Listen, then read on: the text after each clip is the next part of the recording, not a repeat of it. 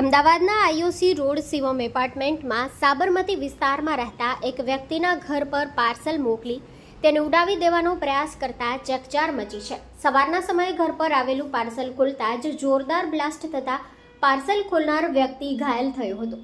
પોલીસની પ્રાથમિક તપાસમાં અજાણ્યા શખ્સ દ્વારા બદલો લેવાના ઈરાદે આ કૃત્ય કર્યું હોવાનું સામે આવ્યું છે.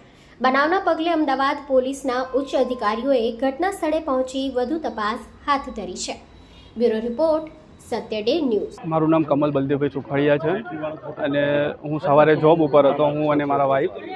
અને મમ્મીનો ફોન આવ્યો કે ભાઈ ઘરે કોઈ બોમ્બ લઈને આવ્યો હતો અને બોમ્બમાં વિસ્ફોટ થયો, જેમાં બાજુમાં મારા કાકા રહે છે, એમને બહુ ગંભીર ઈજાઓ થઈ છે અને મારા પપ્પાના પગમાં ઈજા થઈ છે. અને એ સિવાય મારા કાકાનો દીકરો છે નાનો, જે 5 વર્ષનો, એના પગમાં પણ ઈજા થઈ છે.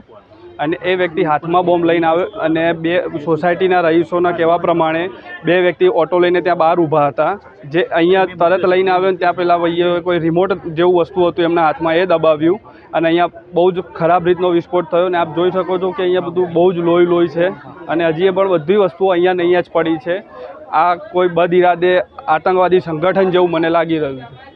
તમારી કોઈની સાથે દુશ્મની હોય? કોઈ જ નહીં સાહેબ, અમે સવારે નોકરી જઈએ અને સાંજે ઘરે આવીએ છીએ. હું એડવોકેટના હાથ નીચે કામ કરું છું. કઈ જગ્યાએ તમે રહો છો? બનાવ ક્યાં? આપણે હું IOC road Chandkheda Shivam row હાઉસમાં. જો તમે આ વિડીયો ફેસબુક પર જોઈ રહ્યા છો તો લાઈક અને ફોલો કરો, અને યુટ્યુબ પર જોઈ રહ્યા છો તો અમારી ચેનલને સબસ્ક્રાઇબ કરો.